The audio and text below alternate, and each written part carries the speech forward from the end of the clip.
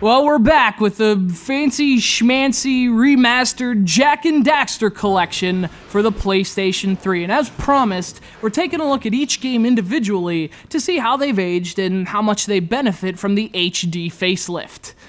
Boy, how long till that's a thing? HD facelifts. Okay, I swear, that's the last time I ever touch any stupid precursor crap!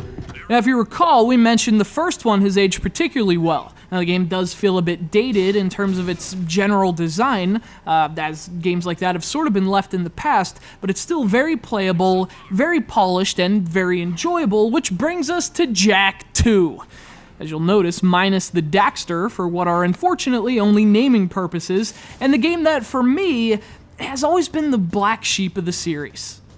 So why do I say that? Well, for the same reason that Warrior Within has always been my least favorite Prince of Persia game. The team at Naughty Dog, in what could only have been an attempt to appeal to an older audience, filled its first Jak sequel with an immediately noticeable amount of mature content.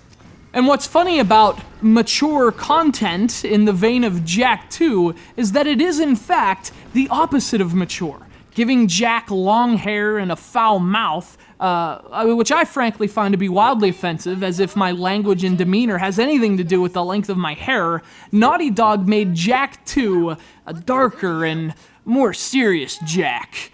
And I mean, that also makes it a game I didn't care jack about. I've been crawling around in this place, risking my tail, literally, to save you! I've been looking for you for 2 years! Say something! Just this once! I'm gonna kill Praxis! Shh! Right now, we gotta get you out of here. Well, puns and its unfortunate tone aside, Jak II is a similar kind of hybrid action platformer as the original, only with even more emphasis on the action. Case in point, Jak can hijack floating cars and shoot people. I mean, it's like Grand Theft Auto for furries. Which is every bit as horrible as it sounds. I mean, it's like, oh, hello there, you large-breasted thing. I see you've, hey, I see you've been putting this game to, well, wait, don't walk away from me. Listen, I noticed you're here to mature things up a bit, so why don't we venture behind the, you know what? Oh, you're too good for that? Well, you know what? F*** off. There. Mature! Unfortunately, the game at least plays well. My problems with Jak II have never been about the game's execution per se, or rather its approach. So you have a platform game only in name, really. This is more an open-world, mission-based action game driven heavily by its narrative. You meet characters, accept missions, and help an underground rebellion in this very seedy, Orwellian city.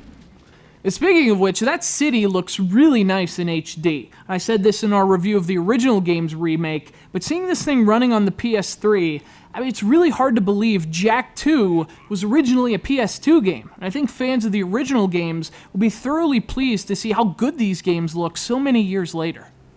So I guess my opinion on Jak II in HD really isn't all that different from my opinion on the game in its original form. I mean, this is an interesting kind of action platformer, pulling as much from Grand Theft Auto as Banjo-Kazooie, and it's terrific at that. It's not a game for me personally, but if you liked this game 8 years ago, you'll probably love it in its remastered form. It's the technically impressive, if conceptually regrettable, Jak II.